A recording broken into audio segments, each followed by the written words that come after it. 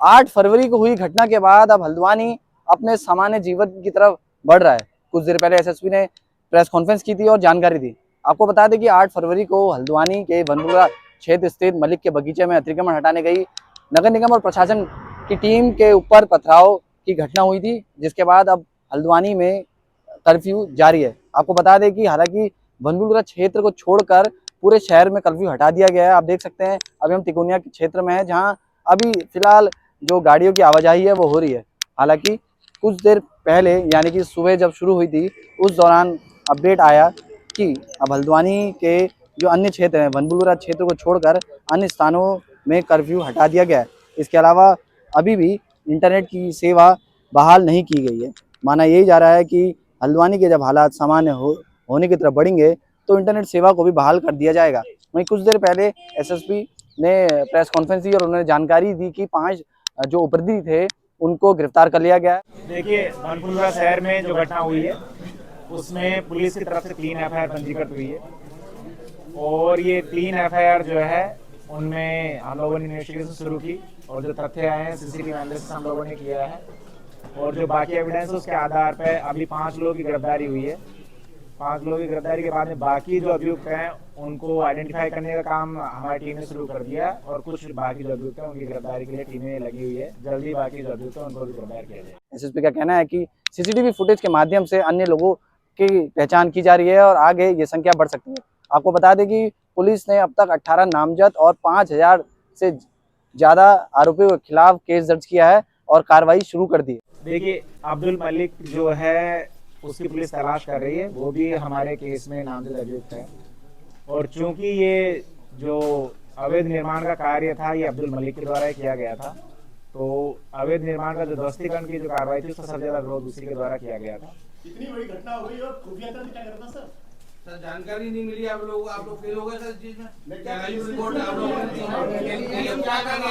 देखिए, इस घटना के रिगार्डिंग जो पुलिस की प्रिपरेशन है और पुलिस का एग्जीक्यूशन है उसके लिए हम लोगों ने एक प्रॉपर प्लानिंग की थी, प्रॉपर एक डिप्लॉयमेंट प्लान तैयार किया गया था, प्रॉपर फोर्स की ब्रीफिंग की गई थी और नैनीताल जनपद की और उत्तराखंड पुलिस की जो उपलब्धता है उसको देखते हुए हम लोगों ने एक अच्छा खासा फोर्स जो है डिप्लॉय किया था और आप लोगों ने देखा भी होगा कि जो अतिक्रमण स्थल है वहां से हमारे कर्मचारी और जो निगम के कर्मचारी और बाकी जो लोग हैं वो सुरक्षित वहां से निकले थे। हालांकि पथराव वहां हुआ था, लेकिन ये जो सेकंड घटनाक्रम हुआ थाने का घेराव और वहां पर जो हुआ है और जो आगजनी हुई है इसके लिए जो उपद्रवी तत्व हैं उन्होंने एक षड्यंत्र के तहत और चूंकि भारी संख्या में उपद्रवी थे तो पुलिस का काफी हमारा जो फोर्स है और जो मैन पावर है वो अतिक्रमण स्थल पर जो पथराव हो रहा था उसको न्यूट्रलाइज करने में लगा रहा।